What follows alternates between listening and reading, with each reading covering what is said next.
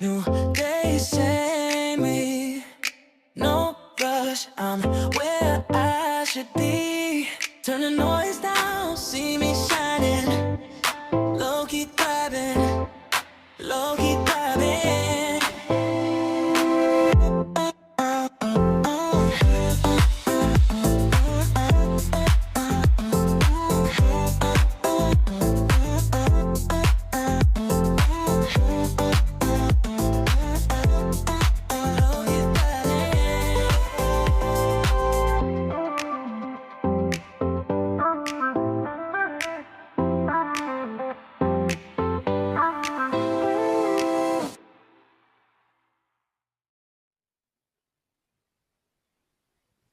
Lately, it feels like everywhere you turn, someone is telling you it's time to become a new version of yourself, a better one, a healed one, a more productive one. And honestly, that's so exhausting. Because what if you don't need a new you? What if you're not broken? You're just tired. I think we've confused growth with pressure. We've turned healing into a performance piece, and we've made rest feel like something you have to earn. This season, I'm not here to reinvent myself. I'm not chasing a glow up, a rebrand, or a highlight reel. I'm choosing a soft reset. A soft reset looks like slowing down without quitting your life. It's making small shifts instead of dramatic changes. It's choosing peace over perfection and not having to explain yourself for it. If you're showing up every day but still feel heavy, if you're doing your best but quietly running on empty, if you're craving relief more than motivation, this space is for you. You don't need to start over. You don't need to become unrecognizable. You don't need to fix everything at once. Sometimes thriving looks like staying, like resting, like letting yourself be human. So if all you're doing right now is holding it together, that counts. If all you can manage this season is breathing a little deeper, that matters. Welcome back to Low Key Thriving. This season is all about real life, real conversations, and thriving quietly without the pressure to perform. So let's reset softly. Okay, you heard me right. We're back with season 2, episode 1, and we've just entered a new year, 2026. You made it. You survived. Give yourself a pat on the back just for that. And as I entered into December of 2025, I start doing my New Year's resolutions, my what am I going to do next year? I reflect, I do all the things, right? And then it got to me.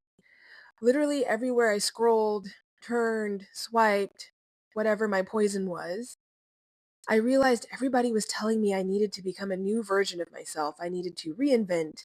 I needed to be better. I needed to be more focused.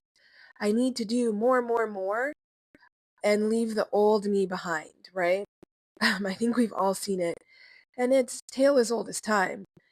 People have been using the new year as an excuse to kind of reinvent themselves. And I think what happens as we get towards the end of the year again, we reflect and we think of all the things we didn't do, and we realize we were feeling super burnt out. And maybe we didn't even hit those resolutions. Maybe a week into the new year, we tapped out. And we had set that bar so high on December 31st at 11:59, thinking, hell yeah, I'm going to do this. And then a week into it, you're like, well, I didn't do any of that. There goes resolution number 1, and you already feel so let down. Seriously, let's acknowledge the end of the year burnout. The fact that we're in survival mode like 85% of the time, and we've created this reinventing yourself culture. And can we cancel it? Can I be the first one to say reinventing yourself culture is now canceled? We can't do that anymore. It's so exhausting to try and be a new version of yourself every 365 days, right? Most of the time, I'm just trying to find what I did with that sweater, where my fanny pack, excuse me, hip pack is, or who the hell took my eyeliner? Times are hard when you have 3 girls in a house. So, if I can barely get my day to day together, How am I going to get 365 days together in 1 minute before that midnight countdown? Honestly, it's loud and unrealistic. So this season isn't going to be about, oh, we're going to have it together. We're making a new you. Nope, it's about staying. It's not about starting over. Have you ever played Monopoly or Candyland, whatever board game you used to play? And remember, you'd have to get that go back to start, or it would reverse back to you. And you're just like, damn, I made it so far. Now I have to go back to the beginning? Yeah, that's what that New Year's resolution feels like. Having to go back to the beginning. And I don't know about you, but I hated getting that card. So, like I said, we're canceling that. And we're going to do soft resets coming into the new year. We're not going to quit our life. We're not going to change our personalities. That's super hard. And you're probably going to have to pay for therapy to figure that out. I know I should be doing that. We're not becoming that guy or that girl because there's so much pressure to be that. Really, a soft reset is going to be about pausing without disappearing. And that's the key point. We can't just quit life. And honestly, that's my biggest fault. I'm a Capricorn, as you may know. And sometimes we tend to do this cocooning.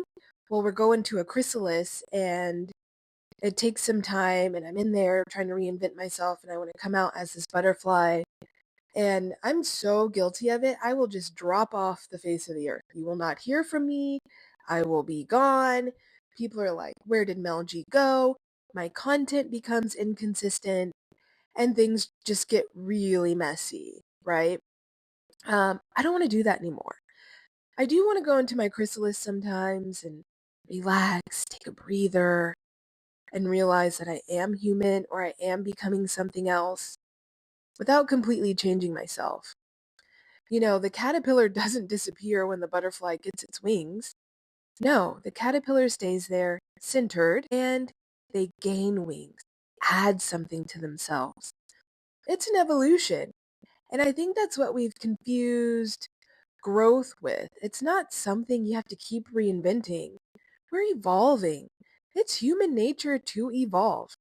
It's naturistic to evolve, right? Think about it. You start out as a cub, you become a lioness. You start out as a caterpillar, you become a butterfly. And if you're into Pokemon, there's 3 stages of a character's life, right?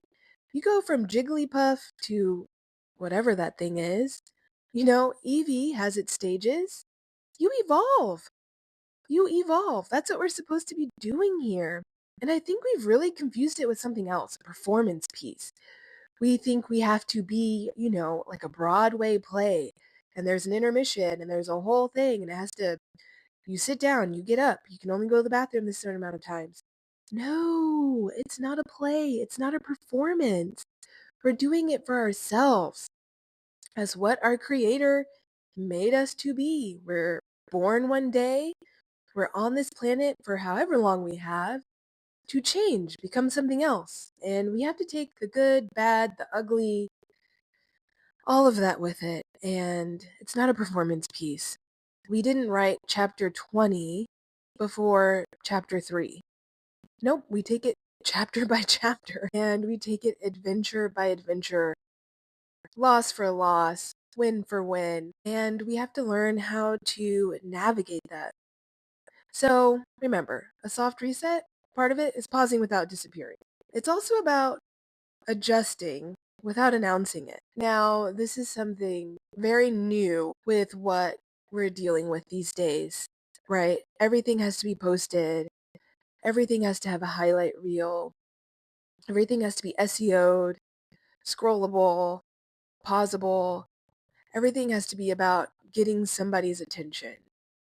And isn't that exhausting to keep announcing every glow up, every change? It's a lot. It's a lot as I'm sitting here making this podcast thinking, oh, I've got to plan out my episodes, and it's a lot. I don't want to do that with every piece of my life. Some of it's just for me. I want to have that moment for myself. I want to celebrate that moment for myself. And I've come to realize that that's okay. I don't have to share every piece of it, and I don't have to announce it. Now, the second part is really about what happens when we make announcements about a glow up, a change, a milestone, and then we get a comment that's like, huh, that's not really significant. No big deal. I see that all the time. That's not really a win, is it? Ooh, then that self-doubt starts creeping in. You don't want that.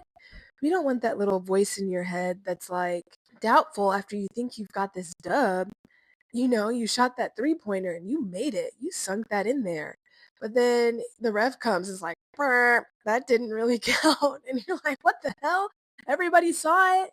Everybody heard it. I beat that buzzer. I made that three-pointer. But then that one person, that ref does it, and then the stadium goes wild. Think about that. The little molecules in your brains, the electrons, whatever, start popping off. And then, that ugly black creature monster in your brain all of a sudden is like, you didn't do it. And you start doubting, was my foot on the foul line? Did I cross something? Did a boundary happen? Maybe I didn't beat that buzzer like I thought I did. All those things start flooding in. And it's so unnecessary. Or maybe the third option here is you announce that glow up, or you announce that that glow up's coming, or this change is coming, and then you don't do it. You have set the bar so high for yourself that maybe you don't meet the bar. Maybe life happens and something gets in the way and you don't meet that expectation. But you've already announced it. You've already put it out there for everybody to see, and you don't hit it. Then you start to feel disappointed in yourself and you don't give yourself the grace that you truly should. Something happened. And it sucks. It sucks to have that feeling when you get so hyped about it and you let yourself down. I think that's so hard.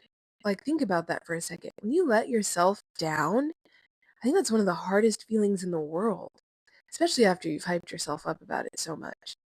It's almost like I'd rather let somebody else tell me I let them down than me let myself down, because I'm the one who has to look in the mirror at myself every day. And so every day I'm almost reminded of that disappointment, that feeling that I was supposed to be at point B and somehow I'm still at point negative C. Sometimes I think just announcing things, you don't need to necessarily do it. Go with the flow and see where the road takes you, right? So that's kind of my three things of a soft reset, or what a soft reset isn't. So, like I said, one of the other things I think that ties into all of those things about what a soft reset is choosing ease. And choosing ease without feeling guilty about it. For some reason, we've had this moment in history, and I don't know where it started, but I feel like people make you feel bad for taking the easy route, using a cheat code, or, when you pull that card in a board game that lets you go from Candy Cane Avenue to the little ice cream cone castle, you're two spaces away from winning. Luck chose you, dealt you that card. You didn't go and shuffle it. Now, some people are cheaters, right? I've played Candyland with my 4-year-old. I see her peek at the card underneath, or I've seen her switch cards until she gets to the ice cream castle. But honestly, we can't control what life deals us. And if it hands us the easy route, why not take it? If you have a test review and the test review happens to be the exact same as the test you're going to take, hell yeah, do that test review. Take the easy route. You studied for it, and then the teacher rewarded those people who did the test review with a duplicate of the test. Why am I going to go and take a test a totally different way than the test review if those are the exact same questions? Come on now, think logically. We would always do the test review, and we would 100% take advantage of that. So why feel guilty about it when you're about to ace a test and get an A? You're not going to go back and be like, well, my friend didn't do the test review, so maybe I should, take an L and get a C on this instead. Let me pretend I didn't study my ass off for hours. No, you wouldn't do that. Don't do that to yourself. Don't feel guilty about a cheat you've been handed, a card you've been dealt. No. Take the easy route without feeling guilty about it. So you don't need a new you, and you definitely don't need permission. Permission to want less, move slower, outgrow things quietly, reset without having to feel like you need to earn it. Now, let's pause there for a second. Feeling like you have to earn it. And this happens a lot as a parent, mom guilt, all the things. I always feel like I have to earn a nap. After I do these dishes, I can sit down on the sofa and snooze for 5 minutes. After I finish these 5 loads of laundry, you know what? Then I can take a nap. Or, when baby falls asleep, after I put baby to sleep, then I can finally fall asleep. Ew, why are we doing that? No, leave the dishes. If you're tired and your body is signaling to you, girl, guy, you need a nap. I'm tired. I'm on empty. Please refuel. Please rest. Please reset. Why aren't we going to listen to it? Why do we keep pushing ourselves to do the next thing and the next thing and the next thing? Because we know it doesn't stop at the dishes. Once you do the dishes, and you're going to mop the floor, clean the counters, and then you're like, oop, I forgot to vacuum clean. So then you vacuum clean. And then before you know it, you are burnt out. You are too exhausted to even lay down to take a nap. And then next thing you know, it's dinner time. So now you've got to start preparing dinner and start the whole cycle over again after everybody's piled in their dishes. The counters are a hot mess. The kids have ran all over the living room floor. And you're like, damn, I just cleaned. Yeah. Why do we always feel like we have to earn a rest? Especially when we have the signals telling us, stop, we need a break. Why are you not listening to me? And it goes deeper into that, right? I mean, we can see the health risks of not pausing, not taking time to work out, not taking time to stretch, not taking time to care about yourself. So why feel guilty about extending your lifeline? Hello? Don't you want to live to be old? I know I do. So yeah, why feel guilty about not doing the dishes and taking a 30-minute stroll? Why feel guilty when you just need a little nap? And sometimes that nap can be 5 minutes, 2 minutes, 30 minutes, or, take a little 2 hour siesta. Who cares? Don't feel guilty about it. I know easier said than done because us, especially women, and you know what? I take that back. Men too. We've been so conditioned to feel like we have to earn something. And yes, a nap is good. A nap is great. Kick your feet up on the sofa and just, watching whatever you want to binge watch is great, but somehow we feel guilty about it. Yes, seriously, I'm not even gonna lie. I finally caught up with Yellowstone over the Christmas break, and it was so great to kind of ignore the children, ignore the laundry, ignore the work I have to do tomorrow, the next day. And I binged watched, I think it was season 5 of Yellowstone. I finally got the closure I wanted, and it was great. I sat there with my husband. We spent time together, cuddling on our movie room sofa and just rotting. And I mean rotting. We maybe got up to go to the bathroom and to restock our popcorn or maybe just check and see if the kids were breathing still. Um, and got to spend time together watching Yellowstone. The house was a wreck, the dogs barking, but that was the rest I needed. And I didn't feel guilty about it because I knew who took the last stop to the train station. So it was great. I feel like I got the closure I needed. So yeah, let's stop feeling guilty about that. And let's stop making others feel guilty about that too. I am criminal number one when it comes to making people feel guilty about resting. I see it with my child who is an all-star cheerleader athlete. I know when she has spent 3 hours at practice, she comes home so exhausted. And I know there's times she just plops herself on the bed. And I'm like, hey, can you get your laundry together? Can you put it in the laundry? Can you start your laundry? Oh, and don't forget you have homework. And can you clean up this pigsty? And she looks at me, gives me the side eye. Then I get mad at her for giving me side eye.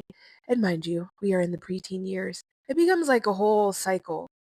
But I know if I just got out of 3 hour practice of picking up girls who weigh the same as me, I've got coaches motivating me, I've got competition in 3 weeks, and I'm conditioning during this time. I just finished, 6th grade, which we all know how 6th grade was. And so I'm going to school. I go to this 3-hour practice. I'm burnt out. I don't want to finish doing my chore list. And I've realized, woohoo, growth. I've realized I feel bad for making her feel bad for just plopping on the bed.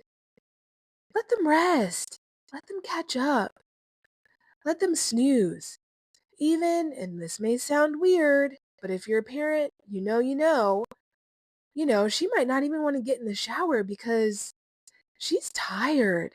Her little body is so tired. Her little 12-year-old body is just like pooped out. You know what, baby? Wash your face, go to bed. Take a shower in the morning. Whatever you need to do. We'll catch up on the laundry. I'll help you clean your room later on. Make it a bonding thing. Don't make it a negative thing. Don't make them feel guilty.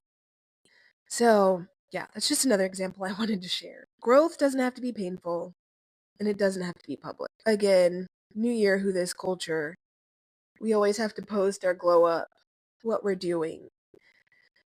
And sometimes it feels so painful to do that. And I'm talking, let's say your resolution is to get fit, lose 30 pounds, what have you. But then you start hitting the treadmill, you hit the gym, you're in there at 4 o'clock every morning. And you don't notice anything happening on the scale. Your clothes aren't feeling any looser. Then you start to get burnt out. It doesn't have to be that painful. You know what? You've made it to the gym at 4 a.m. That's something I ain't doing. So give yourself a pat on the back for that. It doesn't have to be painful. We choose to make it painful. If you skipped a workout day, you skipped leg day, cool, tight, pick it up later. It also doesn't have to be public. Now, I love a good gym post or get ready with me to go to the gym or what have you. But have you realized that some of these influencers who are doing this, get ready with me, head to the gym, aren't even going to the damn gym? They're doing this cute little get ready with me. And then they go to this rented gym, do like 2 pull-ups for their 7-second reel, and then they're out of there. They're not even breaking a sweat. Meanwhile, my fat ass, and yes, I have a fat ass with a PH, is in there doing squats, hustling, bustling, sweating, I stink, I'm not cute, and I haven't seen a damn thing happen on the scale. My jeans are still too tight, and I'm tired. I'm exhausted. I'm sore.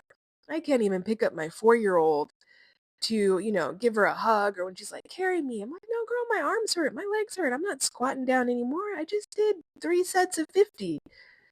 Woo. Yeah, so think about it. It doesn't have to be public. If you want to do it for yourself, you want to wake up at 4 a.m., cool.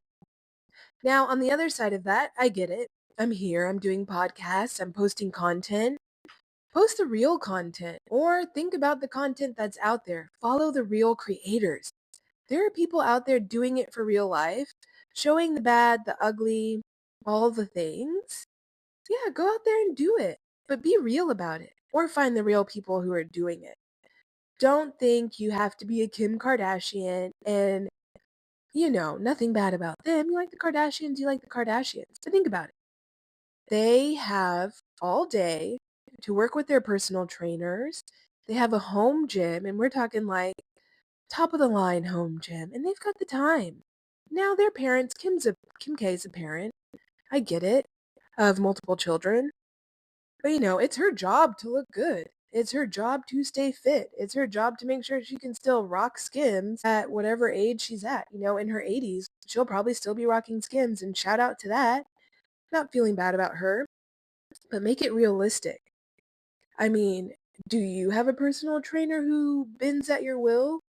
Who you can probably spend $5,000 on for 5 hours? Well, maybe not. If you're like me, we've got 3 kids who are in sports, and you've got tuitions and escrows and uniforms to buy and all the things. And yes, I've got a treadmill that just has my laundry on it.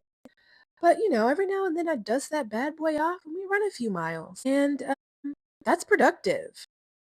I don't always have to make it public. I can just hop on the damn treadmill. Sometimes I will post it.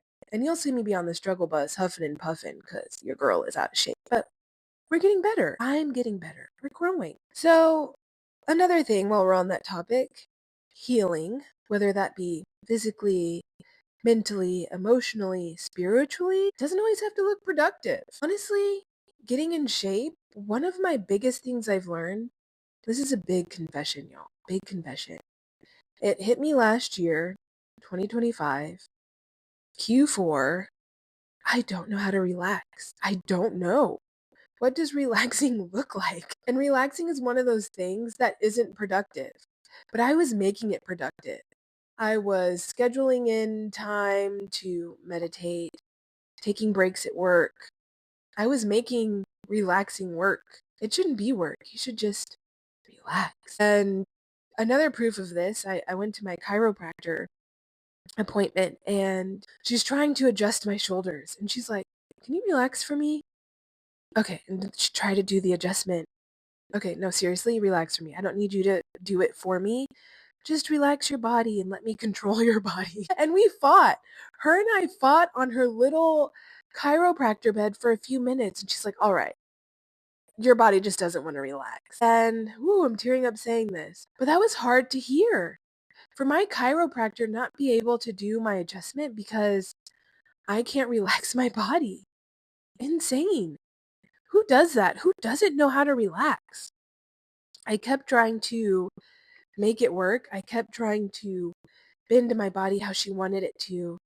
And I couldn't. I couldn't just drop my shoulders and just be in somebody else's arms for a second. I couldn't let her take control, take the wheel. I had to do it. God, what a realization. And that's when I realized relaxation or healing doesn't have to be productive.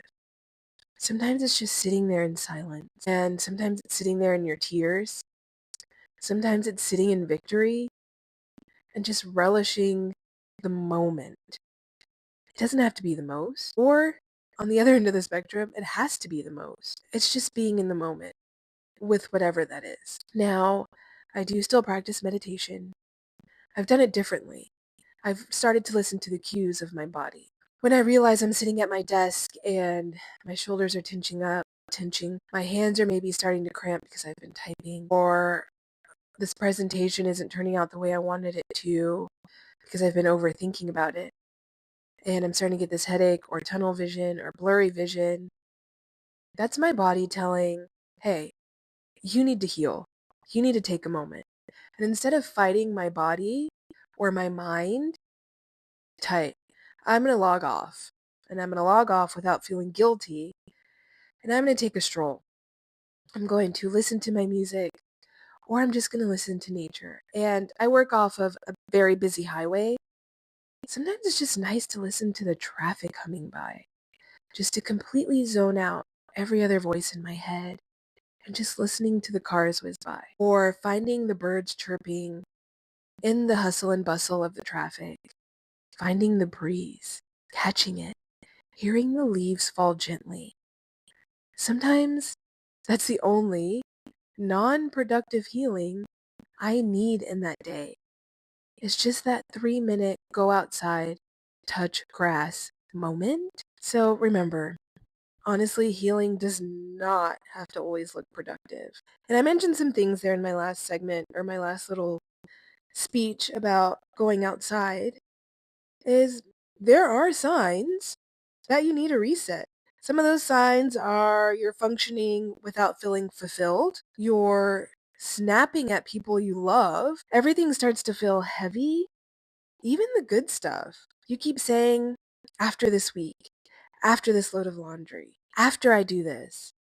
But that week never comes. That load of laundry never ends. The next day just seems so far away. It's exhaustion. So, how do we fix that?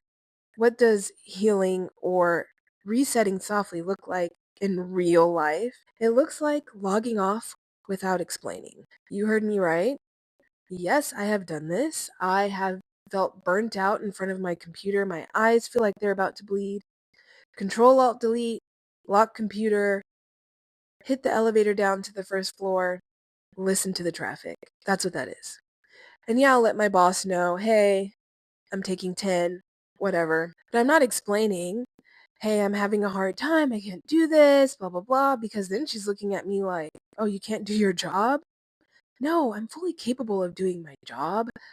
I'm just getting a little bit burnt out on this presentation. I'm hitting a roadblock, so I'm going to take 5.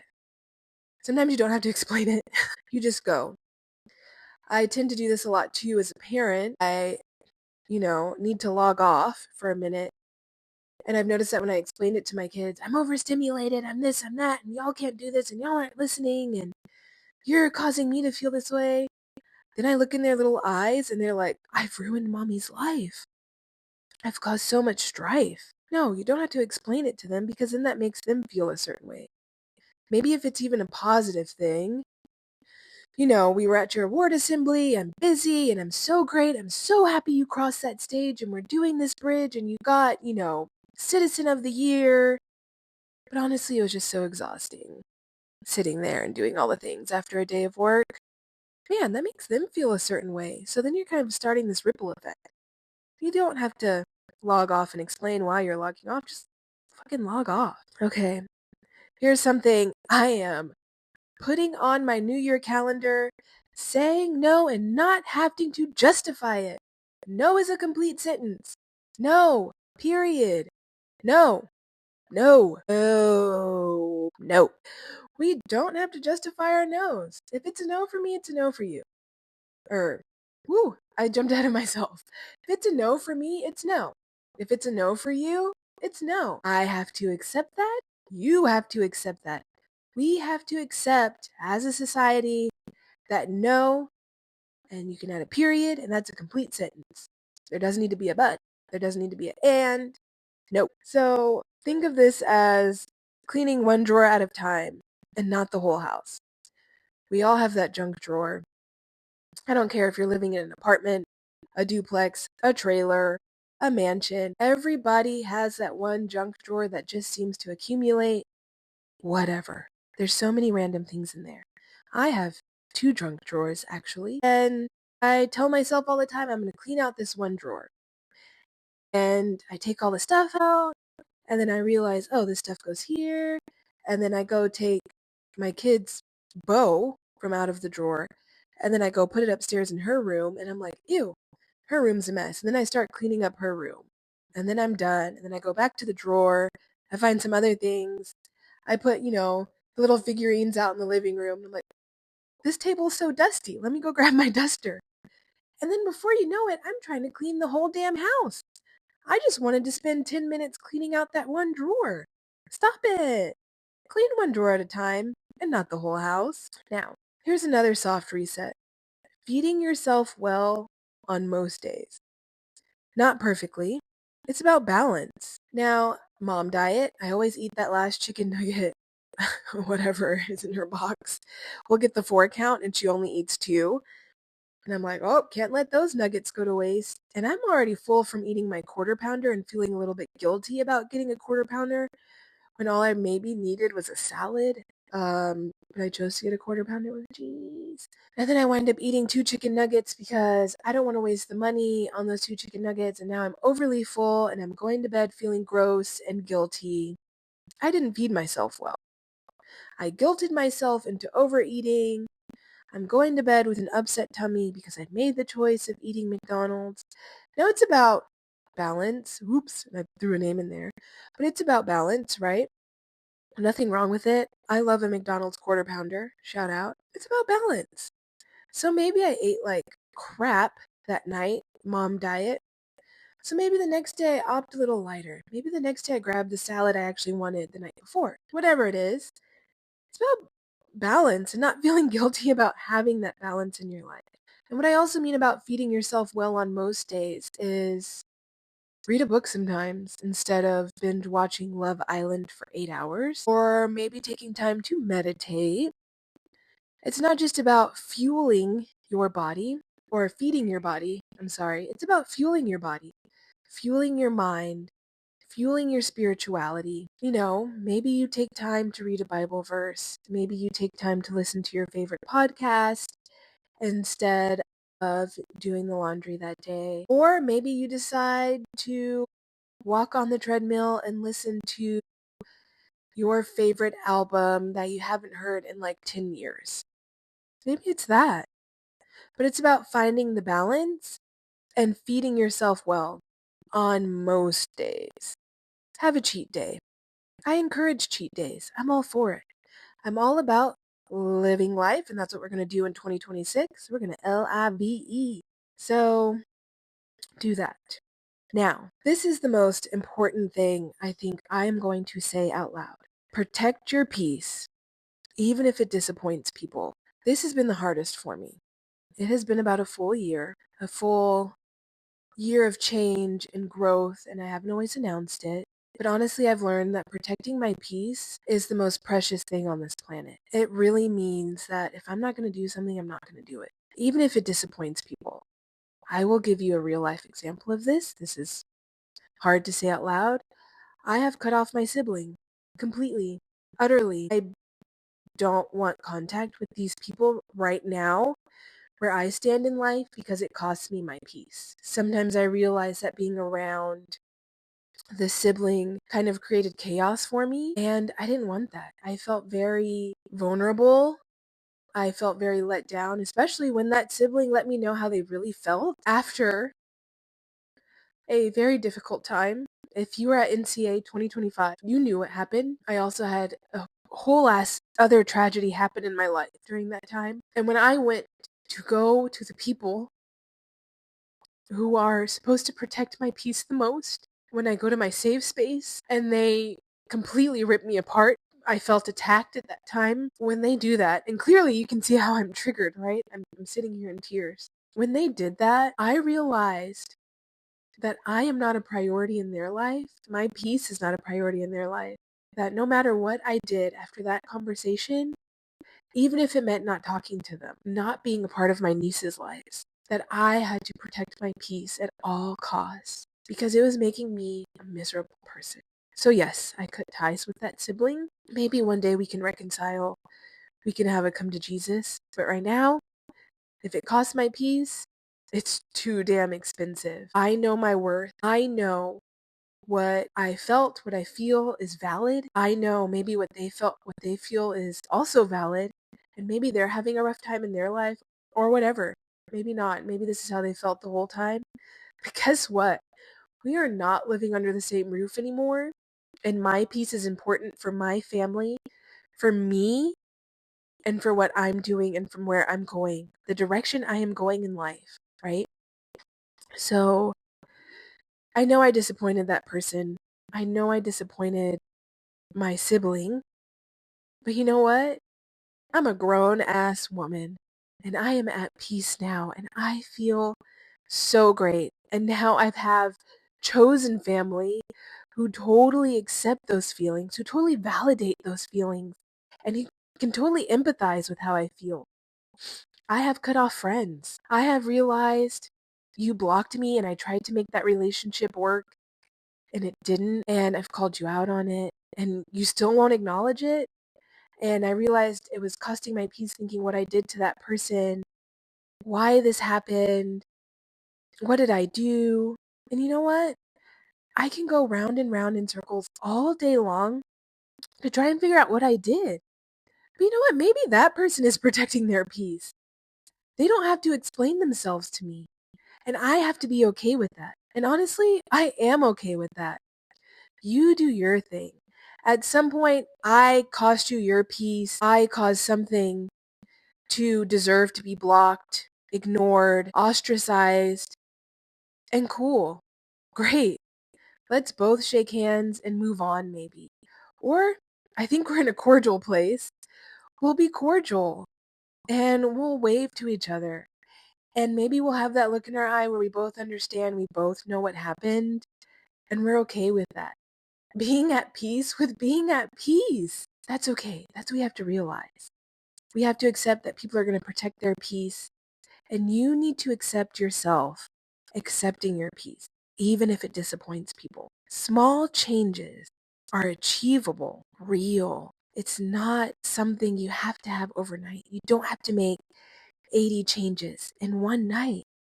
Start small. Small adds up to big. Look at those tiny little ants who take grain of dirt by grain of dirt and build mounds, sometimes mountains. Have you seen those termite hills in Africa or in the deserts? It takes grain of sand by grain of sand and a team of people who make a tiny small change every hour, every minute, every day to make something big, to make something magical. Accept the small changes. Make them real. Let go of performance healing. Social media has really turned growth into a content segment. It's not that. Growth is growth. Evolution is evolution. Whether you believe we started out as primates or a molecule, dust, Adam and Eve, whatever you want to believe, we're evolving. And Jesus wasn't like, I'm making some really good content here. God wasn't like, oop, I can't wait to put this on my highlight reel. No, we just grew. We evolved. Those primates weren't there going to each other, I'm making good content. No, they learned how to walk, crawl, evolve. We went from crawling on hands and knees to using our knuckles, to using our minds, to drawing on caves, to telegraphs, photographs, and now we have AI in the palm of our hands. Think about that for a second. Growth isn't content. It's not having to announce your reset. It's quiet progress is still progress. Okay? So let's reframe what success means. Success is not hustling harder or becoming unrecognizable. I did the big chop again. Yes, I may be a little bit unrecognizable, a little bit more sassy, but honestly, it's what I wanted to do. I was choosing the easy route by chopping off all my hair because I was tired of spending 15 minutes in the shower washing out the shampoo, conditioning it, getting out of the shower, spending another 15 minutes just detangling, adding the curl cream and all the things. Now, if you want to do that, tight, that's your business. It wasn't working for me. I took the easy route, chopped off all my hair. Now I spend about 5 minutes in the shower washing and conditioning my hair, and another maybe 10 minutes outside of the shower just throwing in some curl cream and adjusting the way it looks. Yeah, I'm taking the easy route. I don't feel bad about it because your girl looks cute. So success should really feel about success should really be about feeling safe in your own body. I need to slow down. Success should be about feeling less anxious. Success should feel like feeling like you again. So if all you're doing is rest this week, rest a little bit. That counts. Invite yourself to stay, not rush. And that's it. Welcome to 2026. Welcome to not having to reinvent yourself. Welcome to just growing and evolving into the you were meant to be. Woke up, new day, same me. No rush, I'm where I should be. Turn the noise down, see me shining.